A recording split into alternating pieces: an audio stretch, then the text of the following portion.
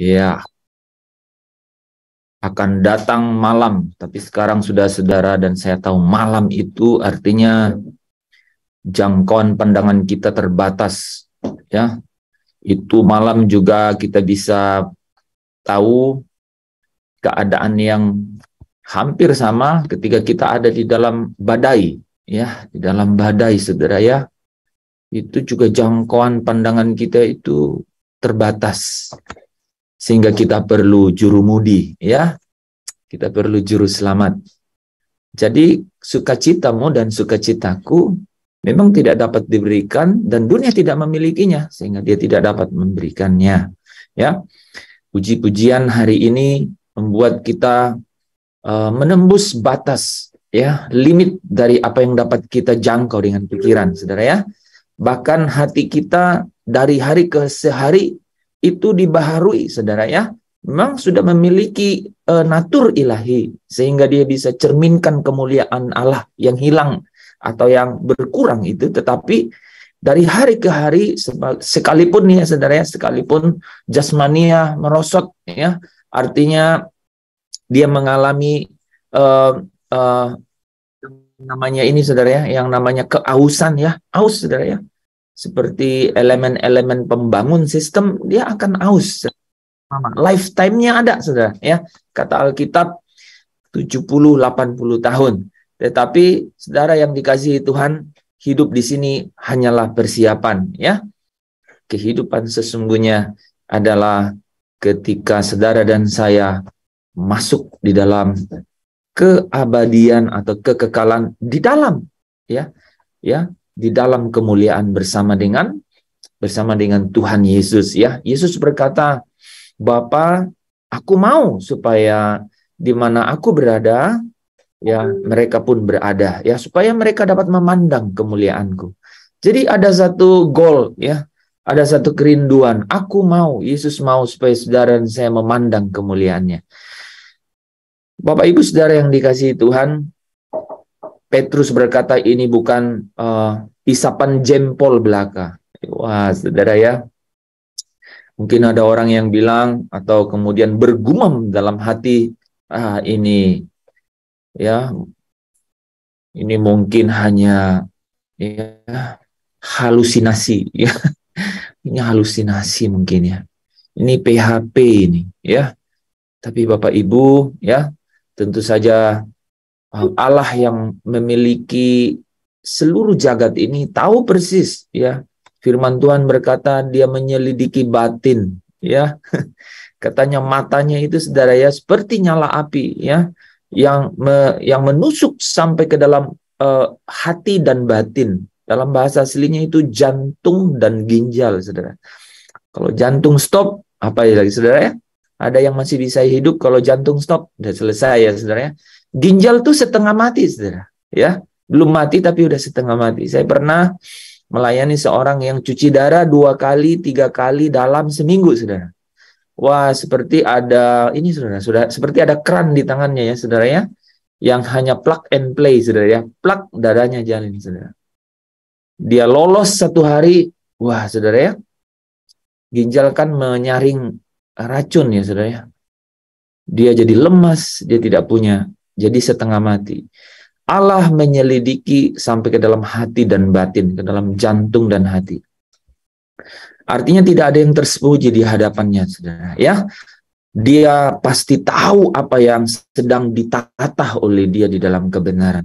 Ketika dia berkata bahwa aku memberikan putra tunggal, ya, yaitu di dalam kasih, di dalam Kristus. Ada umat yang terpilih, kata Efesus 1 ya saudara ya. Jadi sebelum dunia dijadikan. Dan itu artinya saudara, Allah sangat serius ya.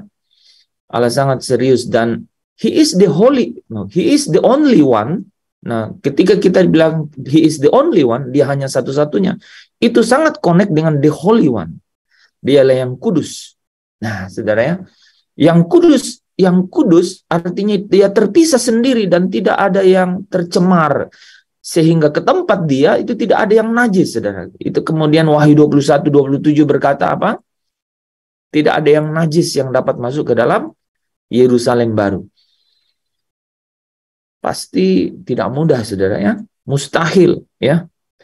Tapi Allah, Yesus berkata, bagi manusia tidak mungkin, tapi tidak demikian bagi Allah.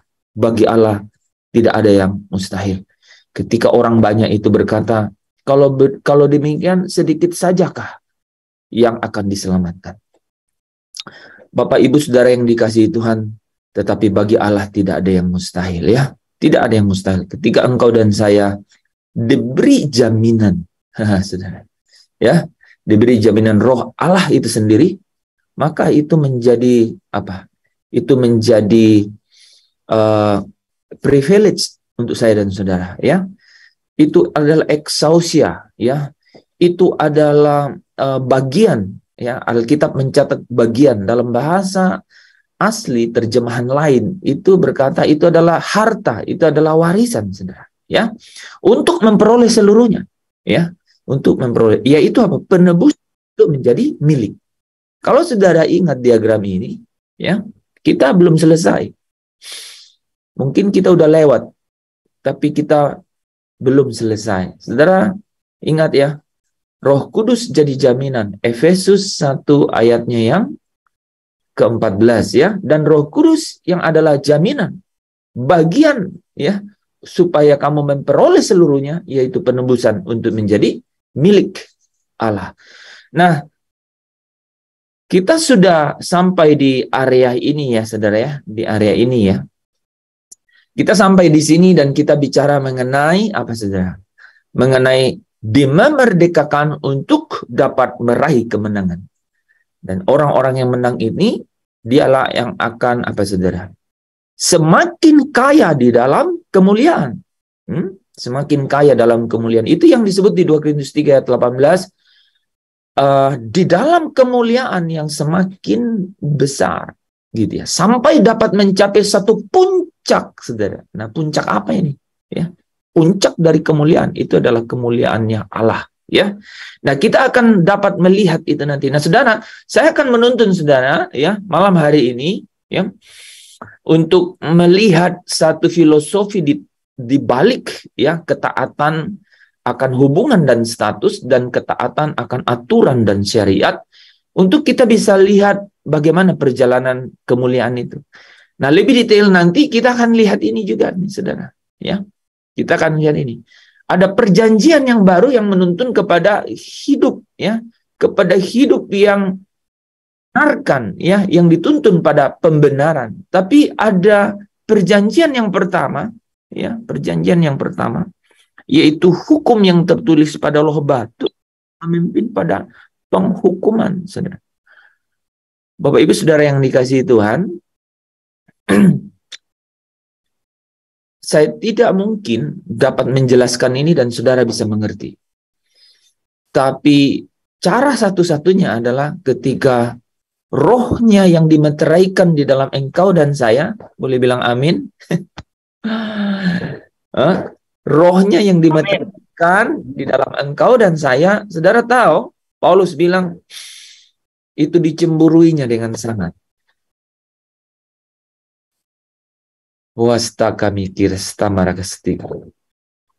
Allah itu mencemburuinya dengan sangat, saudara.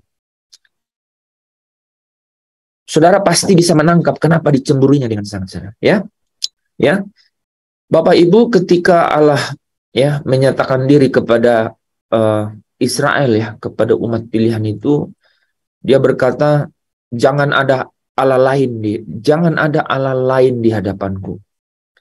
Ya. Jangan membuat bagimu patung yang menyerupai apapun di langit di atas, di bumi di bawah, di air di bawah bumi. Jangan ada. Do not have. Jangan sekali-kali punya loh. Saudara, itu artikulasi dari apa, saudara? Cemburu loh, saudara. Ya, artikulasi dari sesuatu yang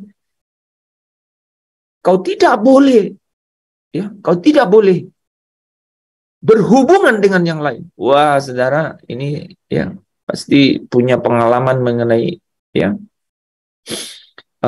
pacaran atau kemudian menjalin satu hubungan, pasti ya punya pengalaman, saudara ya. Kita pasti sangat menjaga, saudara ya, sangat menjaga hubungan itu, sehingga kadang-kadang dari hubungan itu muncul ekses yang kemudian membawa kita itu, sorry saudara ya, kita itu jadi egois, benar tidak ya? Bisa, kamu di mana, lagi apa, kaki di atas kaki di bawah, sampai begitu, saudara ya. Boleh ya, nggak apa-apa ya, sedikit lebih agak rileks. Saya ingin membawa kepada kita bahwa, kebayang nggak Allah itu cemburu, saudara ya. Jadi saudara kalau membayangkan Allah itu cemburu, wow. Kalau saudara pernah cemburu, Allah itu cemburu. Sampai Paulus bilang, nah, begini saudara, begini ya. Kenapa demikian ya? Kenapa? Karena dia memilih gitu. Dia memilih. Kamu adalah umat pilihan, dipilih untuk menjadi milik itu, menjadi milik. Sayangnya saudara ya, dia tidak punya Allah, saudara ya. Allah punya tatanan nih, punya waktu. Dan dia belum menyatakan materai atau satu tanda milik kepada mereka, ya. Sehingga sangat terbatas. Dikatakan dalam kitab Ibrani itu bercacat tuh, bercacat, saudara, ya. Dia bercacat nih, saudara. Nah, Bapak Ibu saudara yang dikasihi Tuhan, ya, kecemburuan ini pasti kaitannya dengan hubungan. Kalau saudara bisa membayangkan kita, ya, kita dalam menjalin hubungan itu, kita tuh cemburu karena apa, saudara? Kita mau kitalah satu-satunya kan ya. Ada dua hal yang sering terjadi, ya. Harusnya segala sesuatu dia kita harus tahu, ya. Kita harus tahu, ya. Yang kedua adalah tidak boleh ada yang lain, saudara, ya. Gak boleh ada yang lain, tidak boleh kelain hati. Saudara kalau membayangkan cerita ini, saudara, Allah ada dalam posisi itu benar-benar direfleks, diekspresikan. Itu di dalam wahyu Allah kepada Yesus di kitab Wahyu, saudara, ya. Engkau telah meninggalkan apa yang kau lakukan dahulu, ya. Kalau engkau, ya, segala sesuatunya oke, saudara. Aku tahu pelayananmu. Aku tahu jerih payahmu, ya. Aku tahu kasihmu. Keren. Tapi engkau meninggalkan yang dulu. Kalau engkau tidak melakukan yang dulu yang kau lakukan, engkau telah terlalu jauh jatuh.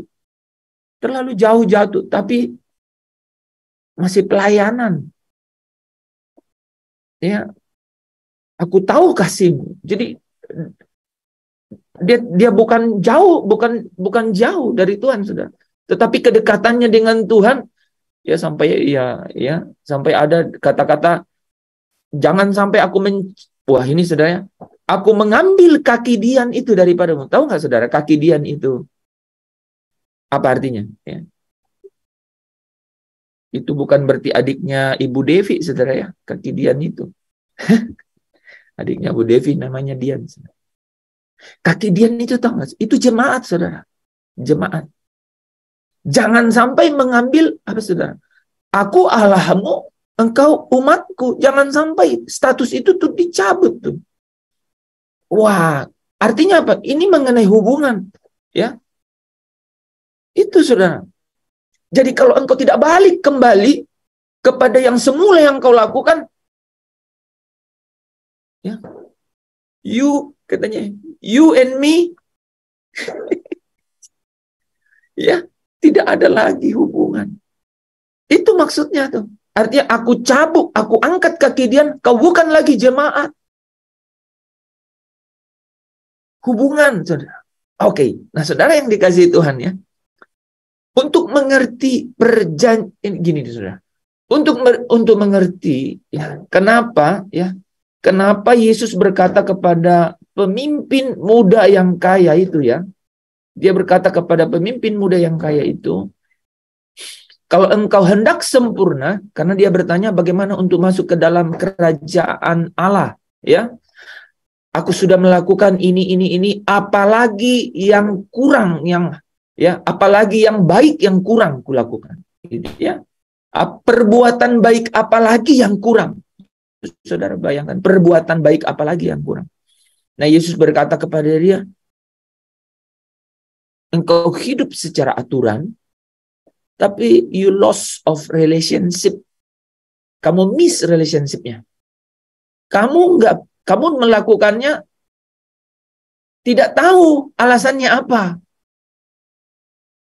Kamu pikir itu melakukannya untuk compliance, untuk dapat submit kepada apa? Kamu anggap itu governance, kamu anggap itu adalah sesuatu yang supaya apa? Supaya kamu dianggap benar dengan cara apa? Dengan cara melakukan hukum acara. Ya, hukum acara atau aturan atau syariat atau ketetapan-ketetapan. Tapi aku menghendaki hubungan. Ya.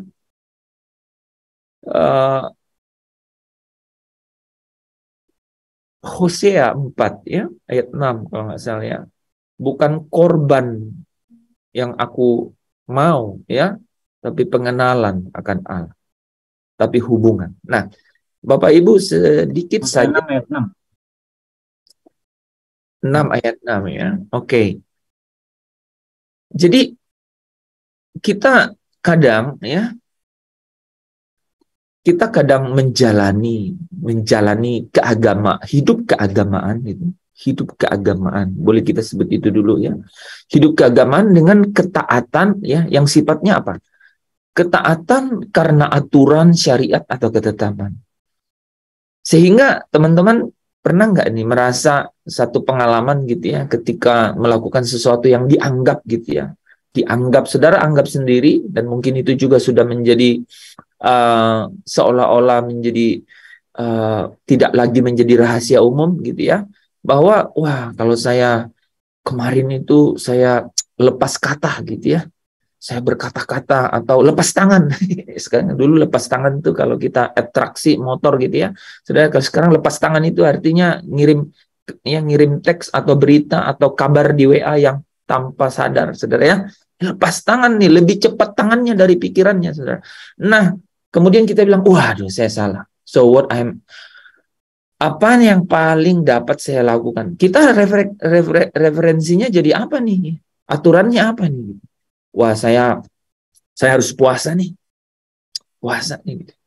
Mungkin biasanya puasa sehari seminggu. Ini saya 3 hari seminggu. Kalau perlu saya masih kurang ini nih, saya perlu ke kakak rohani atau hamba Tuhan. Saya boleh dibaptis lagi nggak? Jadi saudara melekat pada aturan-aturan, ya.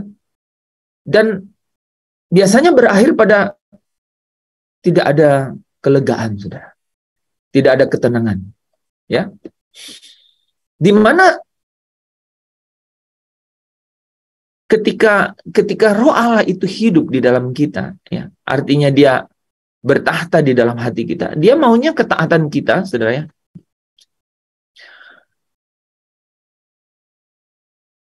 Sorry.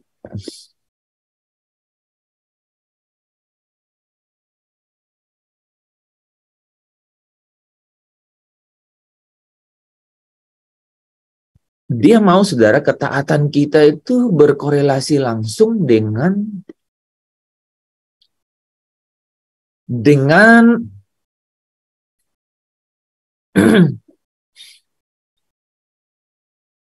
dengan kesadaran, saudara ya. Nah, oke, sebelum gitu ya. Jadi ketaatan atau yang tadi kita itu pikir bahwa itu asalkan saya melakukan ini, asalkan saya melakukan, itu akan menuntun kita kepada satu keadaan di mana, waduh, ini saya sudah benar belum ya? Ini sudah cukup belum ya? Jadi seperti ada hakim, saudara, yang harus menentukan, ya.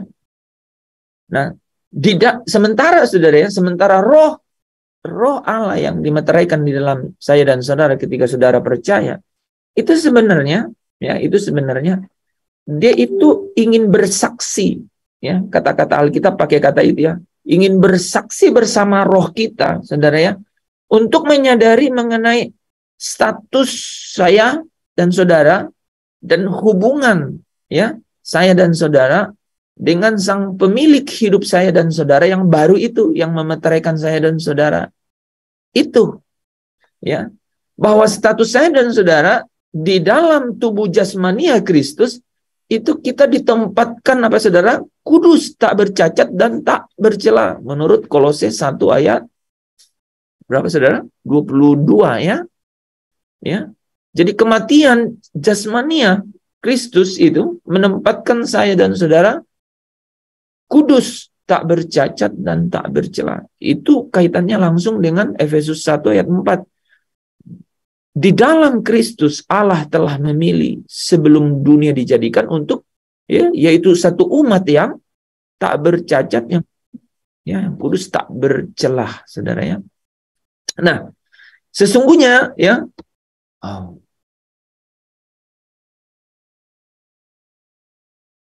oke, saudara ya, bentar ya, karena ini saya kutip dari ini, jadi dia langsung link ya. Sebentar. Oke ya. Saya tahu ini ya. Oke. Kita pakai ini aja. Oke ya. Jadi harusnya satu status dan hubungan. Ya, saya mulai dengan tadi, jangan ada Allah lain di hadapanku. Jangan membuat bagimu patung yang ya, baik itu di langit di atas, di bumi di bawah, atau di air di bawah bumi. Ya. Paulus berkata, roh yang diberikannya kepadamu itu apa katanya? Itu dicemburuinya dengan saya sangat. Bahkan Paulus bilang ini, aku cemburu karena aku telah mempertunangkan kamu kepada Kristus, kepada mempelai, ya, yaitu Kristus. Ya. Aku cemburu karena aku telah mempertunangkan kamu. Ya. Nah, saudara seharusnya ya ketaatan seperti itu yang menyadari akan statusnya sebagai orang yang ditempatkan kudus di hadapan Tuhan, yaitu di mana roh itu bersaksi bersama dengan roh kita bahwa kita dapat memanggil dia Aba Bapa, dia akan memimpin kepada apa, saudara? Kepada pembenaran. Pembenaran itu artinya apa? Pelanggaran kita tidak diperhitungkan, saudara ya. Nah, ini saudara akan memimpin kita memiliki yang namanya cerminan kemuliaan Allah itu. Karena di dalam saya dan saudara, ya, di dalam saya dan saudara itu ya, itu berdiam roh Allah yang hidup. Ya, berdiam roh Allah yang hidup. Ya, yaitu roh yang apa saudara? Yang kembali membangkitkan hubungan dengan Allah. Nah, itulah hidup yang dimaksud. Ya, yang berlawanan dengan mati. Ya, ketika Adam dan Hawa, ya, Adam jatuh di Eden, jadi mati.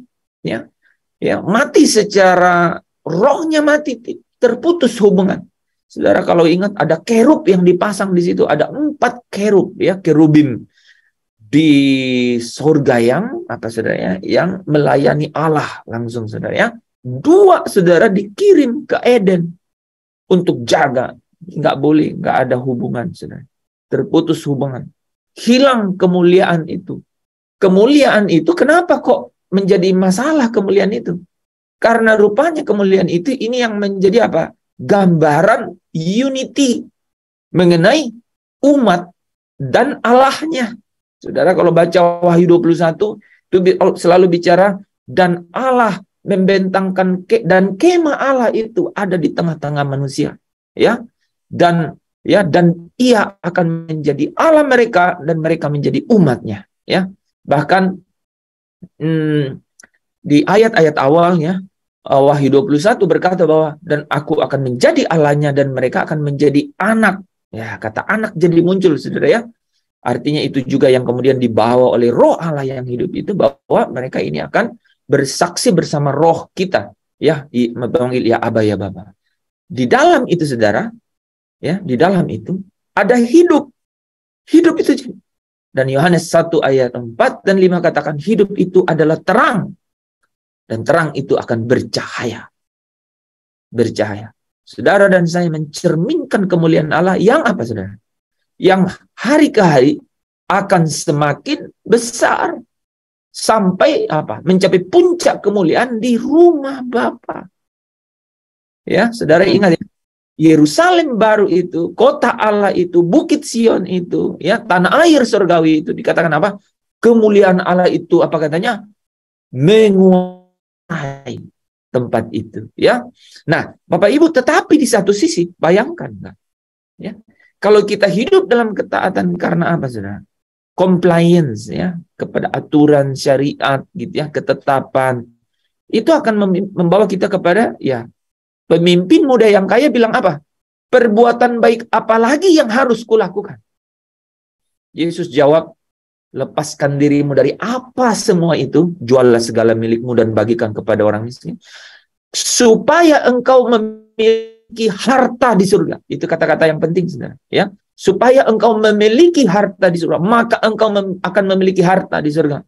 Matius 19 ya, ayat 22. Maka engkau akan memiliki harta di surga. Karena di mana hartamu berada, di situ hatimu berada. Bicara mengenai relationship, hubungan, ya. Kemana engkau sedang diorbitkan atau dilabuhkan, ya, mengenai apa? Mengenai perjalanan hidupmu, ya. Tetapi saudara, kalau sebaliknya, saudara, ya, maka ya, orang akan lihat, orang akan rasa, ya, bahkan orang ahli Taurat, ya, lihat dia katanya, ya. Lihat ini, ya, dia bawa perempuan ke depan Yesus. Ini harus dirajam. Yesus bilang, yang tidak berdosa lebih ya, pertama ambil batu dan lempar, ya. Saudara, ini sekalipun, ya, kalau saudara tahu, ini ada hukum Taurat termasuk di sini, itu membawa kemuliaan Allah juga loh, saudara. Ya, kita bisa lihat, ya, dalam peristiwa Musa, saudara, ya. Musa ini, ya, dia mendapat kemuliaan di sini, kemuliaan yang sementara. Tapi kata Alkitab itu menjadi pudar, ya. Dan saudara tahu, itu bisa memimpin sebenarnya, ya, kepada apa, saudara? Kepada langit baru, bumi baru, ya, bisa. Tapi melalui penghakiman. Nah, ada penghakiman tahta putih di Wahyu pasal 20, saudara, ya, ayat 11 sampai 15, ya. Tetapi saudara, orang-orang yang namanya tidak ada di dalam kitab kehidupan akan dilemparkan ke lautan api. Hidup menurut ketaatan, saudara, kepada aturan dan bukan hubungan, hidup menurut korban dan bukan pengenalan akan Allah, itu akan berakhir pada apa, saudara? Kematian, pada penghakiman, saudara. Dan saudara nggak pernah tahu, nanti kita tahu, ya, sesungguhnya Allah hadir, Allah datang ke dunia ini itu untuk membawa apa, saudara? Perjanjian yang baru. Kenapa? Kenapa, saudara? Karena perjanjian yang pertama ini, saudara, ya, itu bercacat. Ya. Kenapa? Karena orang yang melakukannya apa? Menurut aturan tadi, menurut ketetapan, menurut syariat. Tidak setia, saudara. Kenapa dibilang tidak setia? Yakobus 4 bilang apa? Karena apa? Bersahabat dengan dunia. Ya. Orang yang tidak setia, menurut Alkitab, dia bersahabat dengan dunia. Dan itu artinya bermusuhan dengan Allah. Wow. Bermusuhan dengan Allah membawa apa, saudara? Murka. Dikatakan perjanjian pertama ini bercacat. Karena apa? Orang yang melakukannya tidak setia. Sehingga apa? Allah menolak mereka. Ya. Tetapi perjanjian yang baru dikatakan dia lebih mulia. Artinya dia mencerminkan kemuliaan. Kok bisa? Wah, luar biasa. Kenapa? Karena perjanjian yang baru itu apa, saudara? Itu oleh kasih di dalam Kristus, di dalam daging. Sehingga, saudara ya, sehingga inilah yang membuat saya dan saudara menerima kasih karunia itu. Nah, di atas kasih karunia ini, saudara ya, di atas kasih karunia ini, kemuliaan itu memancar bercahaya. Saudara. Ada hidup yang menjadi terang manusia dan itu bercahaya.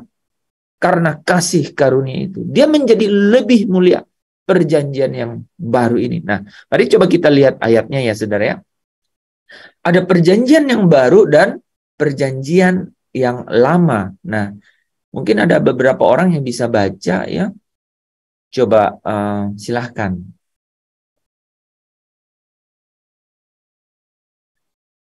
Dari Ibrani 8 ayat 6 sampai 10. Ibrani 8 ayat 6 sampai 10. Tetapi sekarang ia telah mendapat suatu pelayanan yang jauh lebih agung karena ia menjadi pengantara dari perjanjian yang lebih mulia, yang didasarkan atas janji yang lebih tinggi. Sebab sekiranya perjanjian yang pertama itu tidak bercacat, tidak akan dicari lagi tempat untuk yang kedua. Sebab Oke. ia Ya. Jadi perjanjian yang pertama itu bercacat. Ya. Saudara ya, cacat loh saudara. Ya. Perjanjian pertama itu cacat. Perjanjian baru itu lebih mulia. Bisa lanjut? Sebab ia menegur ketika ia berkata, sesungguhnya akan datang waktunya. Demikianlah datang waktunya, ya. Tuh ya, ingat ya, akan datang waktunya. Nah, itulah hari di mana Kristus ya menyelesaikan karyanya. Oke, lanjut. Aku akan mengadakan perjanjian baru dengan kaum Israel. Perjanjian baru ya, dengan kaum Israel dan dengan kaum Yehuda. Lanjut. Bukan seperti perjanjian yang telah kuadakan dengan nenek moyang mereka pada waktu aku memegang tangan mereka untuk membawa mereka keluar dari tanah Mesir. Sebab mereka tidak setia kepada perjanjianku dan aku menolak mereka. Demikian firman Tuhan. Kita lihat, jadi perjanjian yang pertama itu bercacat. Perjanjian yang pertama itu yang berupa ketetapan, aturan, ya saudara ya. Orang tidak setia, terbukti orang tidak setia. Sehingga Allah menolak mereka. Oke. Ayat 10. Maka inilah perjanjian yang kuadakan dengan kaum Israel sesudah waktu yang baru nih dengan kaum Israel. Apa katanya? Demikianlah firman Tuhan. Aku akan menaruh hukumku dalam akal budi mereka dan menuliskannya dalam hati mereka. Maka aku akan menjadi Allah mereka dan mereka akan menjadi umatku. Amin. Amin ya. Jadi di sini kita bisa lihat, dibandingkan, saudara bisa pelajari, minta pertolongan Roh Kudus untuk dapat memimpin saudara untuk, karena saudara sampai hari ini, saudara, sampai hari ini, ya sampai hari ini, bahkan masih banyak kaum, ya bangsa, bahkan bangsa Yahudi yang tidak tersingkapkan, hatinya masih terselubung. Dan tidak dapat menangkap bahwa ada perjanjian yang baru. Ya, untuk itu saya bilang bahwa kita harus benar-benar dituntun oleh Roh Kudus untuk bisa dapat mengerti ini ya. Jadi dia bilang, aku akan dalam perjanjian yang baru, aku akan menaruh hukumku dalam akal budi dan menuliskannya dalam hati mereka, di dalam jiwa dan roh mereka. Dan itu mengenai hubungan. Dan maka saudara, maka aku akan punya relationship sama mereka. Aku akan punya relationship dengan mereka, ya. Bahkan di Lukas 22 ayat 20, inilah yang perjanjian yang baru, ya. Yang tadi kita lihat saudara ya, berkata apa? Sesungguhnya akan datang waktunya. Demikian juga dibuatnya dengan cawan sesudah makan. Ia berkata, Yesus berkata, cawan ini adalah perjanjian baru. Oleh darahku yang ditumpahkan bagi kamu. Dalam 1 Korintus 11 ayat 25, demikian juga ia mengambil cawan sesudah makan lalu berkata, cawan ini adalah perjanjian baru yang dimeteraikan oleh darahku. Berbuatlah ini setiap kali kamu meminumnya menjadi peringatan akan aku. Ya. Jadi saudara, perjanjian yang baru lebih mulia. Perjanjian yang pertama cacat. Karena orang tidak bisa setia. Tidak bisa setia. Tidak mungkin setia. Sehingga Allah menolak. Ya, saudara ya. Tidak mungkin setia. Apakah ada yang baik yang dilakukan? Ada. Ada. Itu nanti apa? Ada penghakiman, saudara ya. Nah, hukum Taurat, ya, perjanjian yang pertama, ada hukum Taurat, dikatakan tertulis pada loh-loh batu dengan tinta yang mematikan, saudara. Ya, dikatakan dengan tinta yang mematikan, membawa kepada kematian. Karena apa, saudara? Karena kalau tidak dapat melakukannya, berarti apa, saudara? Dapat hukuman. Dan ini dikatakan di dalam 2 Korintus 3 ayat 7 dan 9, pelayanan ini memimpin pada penghukuman.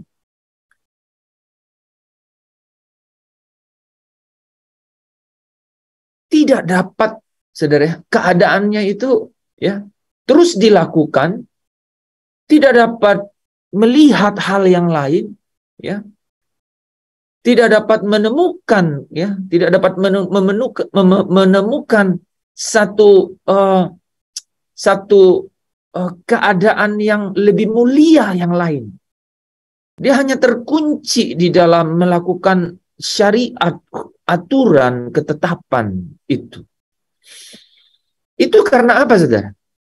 Karena dikatakan pikirannya tumpul dan hatinya terselubung.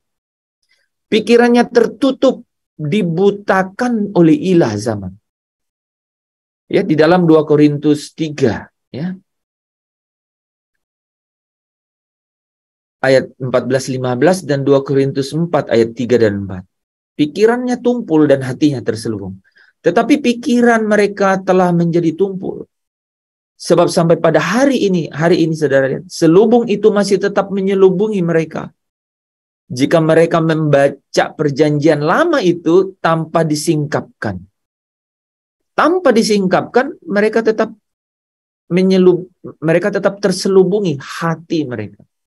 Karena hanya Kristus saja yang dapat menyingkapkannya. Ya, bahkan sampai pada hari ini, setiap kali mereka membaca kitab Musa, ada selubung yang menutupi hati mereka. Tetapi apabila hati seorang berbalik kepada Tuhan, maka selubung itu diambil daripadanya. Ya, saudara, ada hati yang terselubung. Tidak bisa, firman Tuhan berkatakan, punya mata tak bisa melihat, punya telinga tidak bisa dengar. Ya. Bahkan di 2 Korintus 4 ya ayat 3 dan 4 dikatakan, jika Injil, nah sekarang saudara Injil, ini hukum Taurat nih, saudara.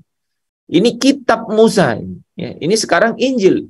Dan jika Injil ini kami beritakan dan masih tertutup juga, maka ia tertutup untuk mereka yang akan binasa. Yaitu orang-orang yang tidak percaya, yang pikirannya telah dibutakan oleh ilah zaman ini. Sehingga mereka tidak melihat cahaya Injil tentang kemuliaan Kristus yang adalah gambaran Allah. Saudara bisa lihat, tidak melihat cahaya Injil tentang kemuliaan Kristus yang adalah gambaran Allah. Tidak dapat menemukan satu yang lebih mulia. Nggak bisa. Karena apa? Pikirannya tertutup nih. Ya. Pikirannya telah dibutakan. Ya. Pikirannya tertutup, telah dibutakan ilah zaman. Pikirannya tumpul, hatinya ada selubung. Kecuali ada Kristus. Ya, saudara ya. Kecuali ada Kristus yang menjadi perantara perjanjian yang baru itu. Kristus yang menyingkapkan selubung itu, ya. Di dalam kitab Ibrani ya kita baca ini ya. Kristuslah pengantara perjanjian yang baru itu, ya. Ibrani 9 ayat 11 sampai 12. Tetapi Kristus telah datang sebagai imam besar untuk hal-hal yang baik yang akan datang. Ia telah melintas skema yang lebih besar dan yang lebih sempurna, yang bukan dibuat oleh tangan manusia, artinya yang tidak termasuk ciptaan ini, ya. dan ia telah masuk satu kali untuk selama-lamanya ke dalam tempat yang kudus, bukan dengan membawa darah domba jantan dan darah anak lembu, tetapi dengan membawa darahnya sendiri. Dan dengan itu ia telah mendapat kelepasan yang kekal. Ayat 15. Karena itu Yesus adalah pengantara dari perjanjian yang baru, supaya mereka yang telah terpanggil dapat menerima bagian kekal yang disajikan. Sebab ia telah mati untuk menebus pelanggaran-pelanggaran yang telah dilakukan selama perjanjian yang pertama. Ya, itulah sebabnya maka perjanjian yang pertama tidak disahkan tanpa darah. Saudara ingat tadi ya, Lukas 22 ya. Inilah perjanjian yang baru dimateraikan dengan darah Yesus. Oke? Ini semua untuk bawa kita kepada satu hubungan, satu hidup kembali. Nah, kalau saudara, ya saya rangkum di sini ya, hukum Taurat dan hukum roh kehidupan.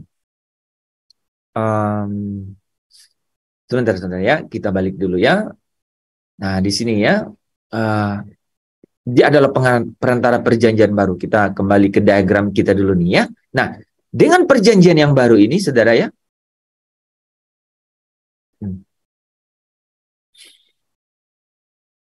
orang merdeka di dalam Kristus karena kasih karunia itu. Ya, dengan perjanjian yang baru ini, korban Kristus ya, yaitu yang dimeteraikan dengan darah Kristus ya, itu membawa kita kepada satu hukum yang memerdekakan kita. Ya, Roma 8 ayat 2 ya. Hukum roh kehidupan itu memerdekakan kamu di dalam Kristus, ya. Nah, hukum roh kehidupan ini yang disebut tadi ya. Inilah perjanjian yang baru, akan kutuliskan dalam hati manusia oleh roh dari Allah yang hidup. Ya.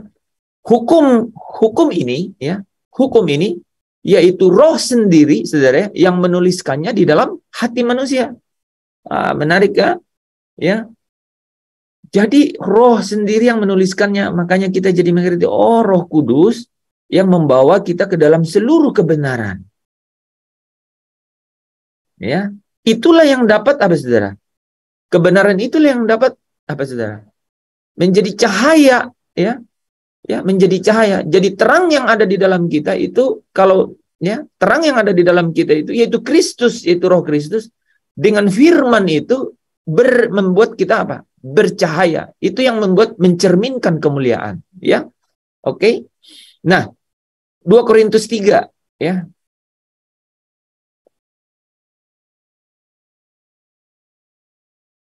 Ayat 6 ya.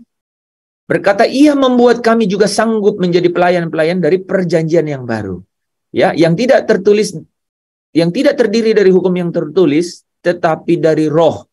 Ya, sebab hukum yang tertulis, saudara lihat nih, hukum yang tertulis mematikan.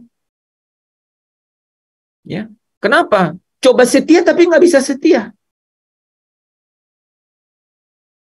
Tetapi hukum yang dari roh ini, saudara ya, dari roh ya, yang tidak tertulis, yang tidak terdiri dari hukum tertulis, tetapi dari roh itu ya menghidupkan, saudara ya. Ialah yang membuat satu perjanjian yang baru, saudara ya, yang tidak terdiri dari hukum tertulis, tetapi dari roh ya, sebab bukan hukum yang tertulis yang mematikan, tetapi roh yang menghidupkan. Nah, saudara kalau perhatikan di sini ya, ini lebih rinci sedikit, saudara ya. Tetapi sekarang kita telah dibebaskan dari Taurat. Sebab kita telah mati bagi dia yang mengurung kita, sehingga kita sekarang melayani dalam keadaan baru, saudara ya. Kita ini dalam keadaan baru menurut roh. Ya, ini keadaan barunya mana, Pak? Saya masih sifatnya lama, betul. Keadaan barunya dalam roh dan bukan dalam keadaan lama menurut hukum huruf hukum Taurat. Jika demikian, apa yang kita hendak kita katakan? Tetapi dalam perintah itu, dosa mendapat kesempatan untuk membangkitkan di dalam diriku rupa-rupa keinginan ini di dalam perintah, di dalam hukum Taurat. dan perintah yang seharusnya, saudara bisa lihat, yang seharusnya membawa kepada hidup. Ya, karena hukum itu berkata, kasihilah Tuhan Allahmu dengan segenap hatimu, segenap jiwamu, segenap akal budimu, dan segenap kekuatanmu. Tetapi apa? Mereka tidak setia, sehingga Allah menolak mereka. Kan? Ternyata bagiku justru membawa kepada kematian. Paulus berkata, sebab dalam perintah itu dosa mendapat kesempatan untuk menipu aku, dan oleh perintah itu ia membunuh aku. Setiap ini, saudara, ya, itu membawa kita kepada satu kesimpulan bahwa hukum Taurat itu menuntun bagi kita sampai kepada Kristus datang. Supaya kita dibenarkan bukan karena melakukan hukum, bukan melakukan perintah atau ketetapan syariat, tetapi dibenarkan karena iman. Ya, kamu tahu bahwa tidak seorang pun yang dibenarkan oleh karena melakukan hukum Taurat, ya, tetapi hanya oleh karena iman di dalam Kristus Yesus. Sebab itu kami pun telah percaya kepada Kristus Yesus supaya kami dibenarkan oleh karena iman di dalam Kristus dan bukan oleh karena melakukan hukum Taurat. Sebab tidak ada seorang pun yang dibenarkan oleh karena melakukan hukum Taurat. Roma 10 ayat 4. Sebab Kristus adalah kegenapan hukum Taurat. Kalau saudara baca Roma 8 ayat 3 dan 4, ya. Taurat itu tidak berdaya terhadap daging, ya. Tetapi ia Allah mengutus Yesus Kristus di dalam daging, ya di dalam daging, ya, supaya tuntutan hukum itu digenapi di dalam kita, sehingga kebenaran diperoleh tiap-tiap orang yang percaya, ya, karena Kristus adalah kegenapan hukum Taurat itu. Lukas 16 ayat 16, saudara lihat ya. Hukum Taurat dan kitab para nabi berlaku sampai kepada zaman Yohanes Pembaptis maksudnya, ya. Dan sejak waktu itu kerajaan Allah diberitakan dan setiap orang menggagahinya, berebut memasukinya. Wah, saudara, ya. Ini nanti kita jelaskan, ini cerita lainnya. Tapi saudara bisa lihat ya posisinya, ya. Ada hukum ketika Kristus datang. Tadi bicaranya apa? Hukum ketika apa?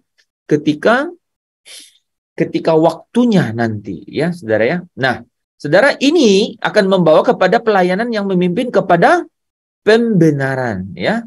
Artinya tidak diperhitungkan lagi, ya. Pelanggaranmu tidak diperhitungkan. Saudara bisa lihat pelayanan yang memimpin kepada pembenaran, yang satu pelayanan yang memimpin pada penghukuman. Saudara bisa lihat ya, di dalam Roma 8 ayat 1 dikatakan tidak ada lagi penghukuman kepada mereka yang ada di dalam Kristus. Tetapi apa? Tetapi memimpin kepada pembenaran, ya. 2 Korintus 3 ayat 7 dan 9 sampai 9, ya. Pelayanan yang memimpin kepada kematian terukir, ya, dengan huruf pada loh-loh batu. Ini syariat, ya. Namun demikian kemuliaan Allah, saudara bisa lihat, kemuliaan Allah menyertai waktu ia diberitakan. Taurat itu kemuliaan menyertai Musa memancar, sebab sekalipun pudar juga, dijelaskan di sini. Cahaya muka Musa begitu cemerlang sehingga mata orang-orang Israel tidak tahan menatapnya, ya. Jika pelayanan itu datang dengan kemuliaan yang demikian, betapa lebih besarnya lagi kemuliaan yang menyertai pelayanan dalam roh. Nah, ini roh yang menghidupkan. Roh yang apa, saudara? Roh yang membawa hidup. Roh yang membawa hidup yang memiliki hubungan, gitu ya. Fokus pada hubungan, berorientasi pada hubungan, ya. Berorientasi pada pengenalan akan Allah, ya. Sebab jika pelayanan yang memimpin pada penghukuman itu mulia, saudara bisa, ya. Pelayanan yang memimpin pada penghukuman itu mulia, ada kemuliaan di situ. Betapa lebih mulianya lagi pelayanan yang memimpin kepada pembenaran. Jadi saudara,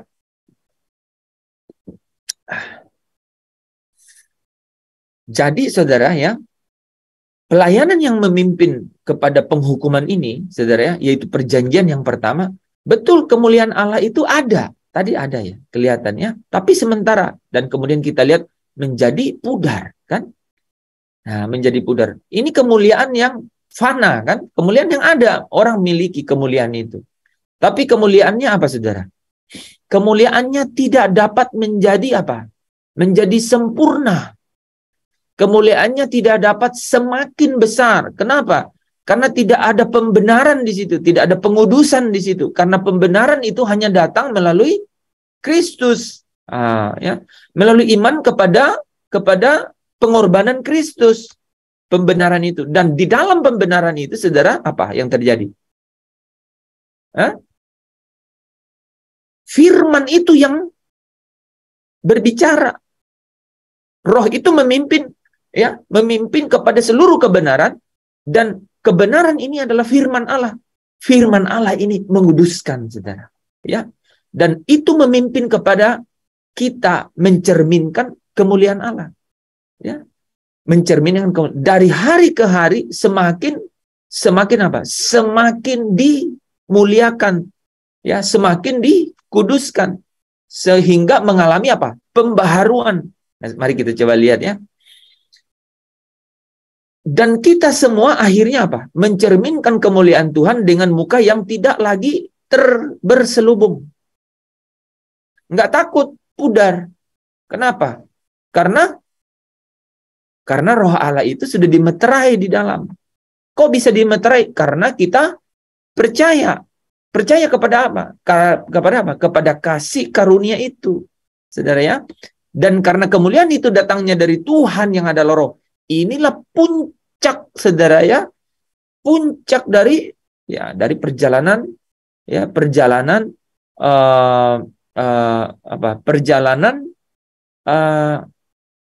perjalanan mengikuti Yesus. Puncak dari perjalanan seorang anak Allah, saudara, ya. Ini puncak perjalanan dari seorang anak Allah, ya. Itu ada puncak kemuliaan. Itu apa ini, saudara? Apa itu, saudara? Ketika kita hidup serupa dengan Yesus, maka kita akan sampai pada puncak yang namanya apa? Sempurna seperti Bapa, gitu, ya. Nah, itulah puncaknya, saudara, ya. Di mana saudara akan dimeteraikan. Wah, dimeterai, ya. Dimeterai dengan meterai Allah yang hidup, ya. Di Wahyu pasal berapa tuh, ya? Saya lupa, ya. Meterai Allah yang hidup, Wahyu pasal 6, ya, dikasih meterai Allah yang hidup. Saudara akan apa itu namanya, saudara, ya, mendapat meterai di dahi itu, ya. Di dahi, yaitu akan nama Bapanya dan nama anak domba, ya. Serupa dengan Yesus sempurna seperti Bapa, ya. Menjadi serupa dengan gambarnya dalam kemuliaan yang semakin besar, ya. Ini 2 Korintus 4 ayat 16. Sebab itu kami tidak tawar hati, ya. Tetapi meskipun manusia lahiriah kami semakin merosot, namun manusia batinnya kami dibaharui dari sehari ke sehari. Nah, saudara yang dikasihi Tuhan, inilah yang membawa saya dan saudara kepada satu puncak, saudara. Ini puncaknya, saudara, ya. Puncak yaitu penyataan kemuliaan Allah. Saudara akan turut dalam pernyataan kemuliaan Allah. Saudara udah tahu kan, kalau yang di bawah ini, dia masuk ke dalam penghakiman tahta putih. Tapi kalau saudara hidup di dalam perjanjian yang baru, yaitu di mana Roh itu menghidupkan roh saudara, ya, yaitu yang memimpin saudara kepada pembenaran, maka saudara mencerminkan kemuliaan, dan dengan firman Allah, ya, dengan kebenaran yang terus menguduskan saya dan saudara, sehingga apa? Sehingga saudara kemuliaannya itu apa? Semakin besar, dan itu artinya saudara memiliki kekayaan di dalam kemuliaan. Itu sampai pada satu puncak. Puncaknya itu apa, saudara? Penyataan kemuliaan Allah. Ingat, kemuliaan Allah itu akan dinyatakan. Bapa dan malaikatnya itu akan nyatakan kemuliaannya. Dan satu lagi, saudara, Kristus juga menyatakan dirinya adalah kemuliaannya. Ingat, ya, 1, 2. Yang terakhir apa, saudara? Anak-anak Allah juga dinyatakan. Sehingga saudara dan saya, ya, engkau yang adalah anak Allah punya hak, ya, itu mereka yang menderita, apa katanya, akan juga dimuliakan bersama-sama dengan Kristus. Ini 3 hal, saudara, ya, yang menjadi puncak kemuliaan itu. Ya, mari kita baca ayatnya di bagian-bagian terakhir. Nah, ini, saudara, ya, Roma 8 ayat 19 sampai 23. Penyataan anak-anak Allah, ya. Sebab dengan sangat rindu seluruh makhluk menantikan saat anak-anak Allah dinyatakan. Menantikan anak-anak Allah dinyatakan. Karena seluruh makhluk telah ditaklukkan kepada kesia-siaan, bukan oleh karena kehendaknya sendiri, tetapi oleh kehendak Dia yang telah menaklukkannya. Tetapi dalam pengharapan, karena makhluk itu sendiri juga akan dimerdekakan dari perbudakan kebinasaan dan masuk ke dalam, ini saudara, kemerdekaan kemuliaan anak-anak Allah. Ini ya, ini yang kita sedang selalu rindu-rindukan, kan? Ya, sebab kita tahu bahwa sampai sekarang segala makhluk sama-sama mengeluh dan sama-sama merasa sakit bersalin. Dan bukan hanya mereka saja, tetapi kita yang telah menerima karunia sulung roh, kita juga mengeluh dalam hati kita di dalam hati kita sambil menantikan apa?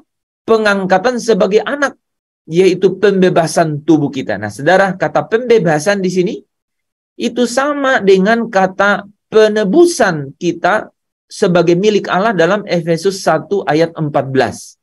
Ya, dan Roh Kudus adalah jaminan bagian sampai kita menerima seluruhnya, yaitu penebusan, pembebasan, ya, penebusan kita untuk menjadi milik Allah, ya, dan menyatakan kemuliaannya. Coba saudara perhatikan kata itu. Jadi ini, ya, penyataan anak-anak Allah, ya, dan Kristus juga, ya, sorry, salah, ya, dan penyataan Allah itu, saudara, ya, penyataan Allah, ya, di dalam Titus 2 ayat 13, ya, dengan menantikan penggenapan pengharapan kita yang penuh bahagia dan penyataan kemuliaan Allah yang maha besar dan juru selamat kita Yesus Kristus. Dalam terjemahan sederhana Indonesia, ya, lebih jelas. Jadi sekarang dengan gembira dan sangat yakin kita menantikan waktu kedatangan kembali juru selamat kita Kristus Yesus. Pada waktu itu sinar kemuliaan Yesus sebagai Allah yang sangat berkuasa akan terlihat di dunia ini. Ini pernyataan kemuliaan Allah, ya. Dan Kristus itu adalah cahaya kemuliaan Allah, ya, Ibrani 1 ayat 3, ya. Nah, saudara dan saya nyambung di mana? Di sini, saudara. Kolose 3 ayat 4, ya.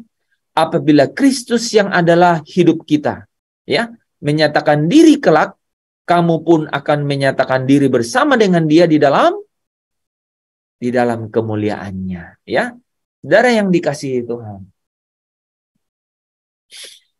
engkau dan aku harus menangkap, ya, kebenaran ini, ya, bahwa saudara dan saya menuju ke Bukit Sion. Engkau tidak datang kepada gunung itu, kata firman Tuhan. Engkau tidak datang kepada gunung bicara gunung Sinai, ya. Bahkan gunung itu yang terbatas pun gunung di mana transfigurasi Yesus, Musa dan Elia, di mana bahkan Petrus salah kaprah berkata, maukah kami membangun kemah di sini? Ya, mungkin dalam, ya, walaupun tidak di situ, saudara, Elia mungkin dan Musa katakan, wow, di Bukit Sion, ya, tidak di gunung ini, ya, di kemah Allah di Yerusalem baru, itu tempatnya wow, gitu, ya, saudara, ya. Tetapi dikatakan kamu datang kepada Bukit Sion, ya, kepada Bukit Sion, kepada kumpulan anak-anak orang-orang kudus yang sudah disempurnakan. Kepada kumpulan orang-orang kudus, saudara, yang sudah disempurnakan. Orang kudus yang sudah disempurnakan. Saudara bisa tangkap sesuatu di situ? Orang kudus ini, itu adalah apa, saudara? Orang yang dikuduskan. Enggak mungkin saudara bisa kudus kalau tidak ditempatkan oleh Yesus. Kudus, tak bercacat, tak bercela. Kolose 1 ayat 22. Oke? Ya. Dan itu membuat saya dan saudara, ya, mencerminkan kemuliaan, ya. Saudara ditempatkan Yesus kudus, ya, supaya saudara mencerminkan kemuliaan, ya. Dan oleh firman, oleh kebenaran, saudara dikuduskan oleh kebenaran. Karena roh ini akan terus menjadi jaminan bagian sampai saya dan saudara menerima seluruhnya. Jadi ada perjalanannya. Kata 2 Korintus 3 ayat 18, apa katanya? Di dalam kemuliaan yang semakin besar. Jadi pengudusan itu menghasilkan kemuliaan yang semakin besar. Itulah kekayaan kemuliaan. Sampai orang-orang kudus ini yang sudah dikuduskan menjadi sempurna. Itulah puncak kemuliaan. Engkau datang ke Bukit Sion, orang-orang kudus yang sudah disempurnakan. Supaya di situ terjadi pesta perjamuan kawin anak domba. Engkau diberikan pakaian putih. Ya, pakaian putih yang berkilau-kilau. Katanya apa, saudara? Pakaian putih yang sudah dicuci, ya. Pakaian yang sudah dicuci dengan darah anak domba dan menjadi putih. Ya. Wahyu berapa tuh kemarin, ya? Itu ya. Jadi pakaiannya yang sudah dicuci dengan darah anak domba menjadi putih. Nah, saudara ya. Ya, terpujilah Kristus. Ya, kita akan masuk. Ya, itu baru gambaran umum, saudara ya, sangat umum. Tetapi saudara harus menangkap, ya, sesuatu di dalamnya. Saya ingin membawa kepada kita kebenaran ini bahwa it's about a glory. Ini mengenai kemuliaan, saudara ya. Nah, ya, banyak orang mulia di bumi ini, tetapi pudar dan sementara. Ya, itu akan masuk ke penghakiman. Engkau yang mencerminkan kemuliaan karena kasih karunia. Engkau yang terus dibawa oleh kebenaran, oleh Roh Allah yang hidup itu, yang menjadi jaminan untuk terus dikuduskan. Akan semakin besar kemuliaan itu dalammu. Itu artinya kekayaan kemuliaan. Dan engkau yang menjadi orang-orang kudus ini, yang sudah dikuduskan oleh kebenaran ini, akan sampai pada satu puncak. Sebenarnya namanya puncak kemuliaan, yaitu ketika engkau, yaitu orang-orang yang dikuduskan ini, menjadi sempurna. Sampai kepada bukit, bukan lagi gunung. Saudara ya, sehingga engkau diberi pakaian yang sudah dicuci. Ya, katanya mereka sedang membasuh pakaian mereka menjadi putih oleh darah anak domba. Haleluya, terpujilah Kristus. Ya, kita besok lanjutkan lagi masuk lebih dalam. Kita sebenarnya belum masuk ke dalamnya, tapi saya ulang-ulang ini supaya kita tidak kehilangan orientasi, ya. Karena kita hanya mau bilang begini kan, bawa aku ke sana, ajar aku setia, apa? Mengerti semua maksud dan jalanmu. Saudara nggak mungkin bisa berkata begitu kalau tidak mengerti ini. Bahwa wow, di sana, ya, di sana itu kemuliaan yang tidak dapat, ya. Roma 8 ayat, kita misi itu ya, Roma 8 ayat 17 dan 18, ya. Kalau kamu adalah anak, maka kamu adalah ahli waris. Menerima janji, ya, hak yang kamu harus terima kan, itu ketika kamu menderita, maka kamu akan dimuliakan bersama dia. Aku yakin, katanya, ya. Ya, Paulus bilang bahwa penderitaan zaman sekarang ini tidak dapat dibandingkan dengan kemuliaan yang akan dapat, ya, yang akan dinyatakan kelak. Amin, saudara. Ya, sampai saudara bisa berkata begini, ya.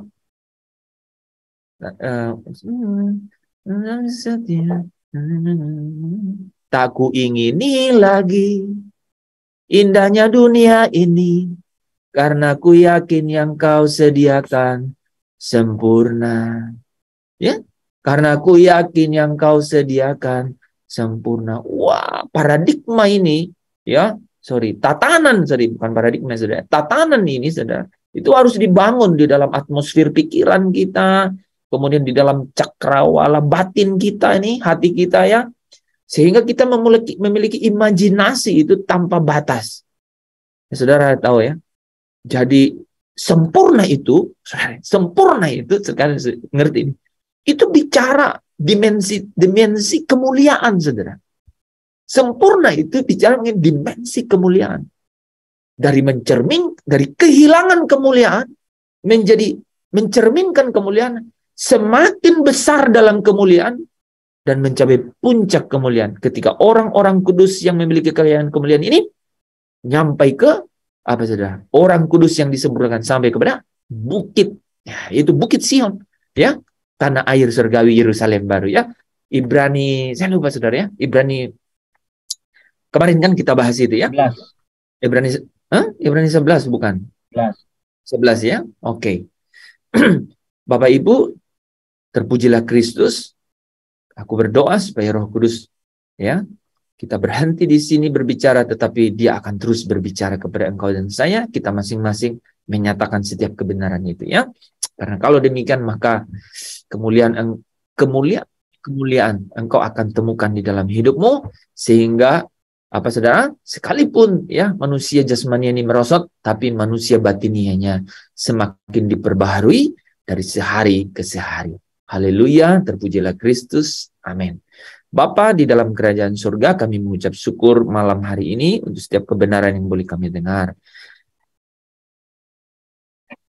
Engkau menyingkapkan perkara-perkara yang bahkan dicemburui dengan sangat, ya, oleh engkau sendiri. Karena engkau tidak mau ada yang najis masuk ke dalam rumahmu, sehingga engkau sungguh-sungguh memperkarakan segala sesuatu ini supaya kami menjadi kudus, tak cacat, tak bercelah, dan dapat masuk ke dalam Yerusalem baru, di tempat di mana engkau berada, supaya kami dapat bersama-sama menikmati hidup itu selama-lamanya bersama dengan engkau di dalam kemuliaan-Mu. Terima kasih Bapa. Kami datang dengan berkat, kami mau pulang dengan berkat. Allah Elohim Yahweh menyinari engkau dengan wajahnya dan memberikan engkau kasih karunia-Nya. Allah Yehova memancarkan cahayanya, ya, menghadapkan wajahnya kepadamu dan memberikan engkau shalom-Nya. Bahkan di dalam persekutuannya dengan Roh Allah yang hidup itu sendiri, Dia akan menghibur engkau di setiap perjalanan ini. Dia akan menuntun engkau dalam seluruh kebenaran. Mulai hari ini sampai kepada Maranatha, Allah akan turut bekerja di dalam segala perkara, mendatangkan kebaikan untuk hidupmu. Kau akan diluputkannya dari malapetaka mara bahaya. Keluar masukmu akan ada di tangan Tuhan. Ya, engkau akan dipeliharanya. Yang sakit Tuhan pasti engkau dipulihkan, disembuhkan oleh Tuhan. Percaya mujizat itu terjadi di dalam nama Yesus. Sampai Maranatha kita berjumpa di awan-awan, menyongsong Dia di awan-awan, masuk ke dalam perjamuan kawin dan hidup bersama dengan Bapa selama-lamanya. Kau yang diberkati Tuhan, yang bersuka cita bersama dengan saya, katakan amin. Amin. Amin. Amin. Amin.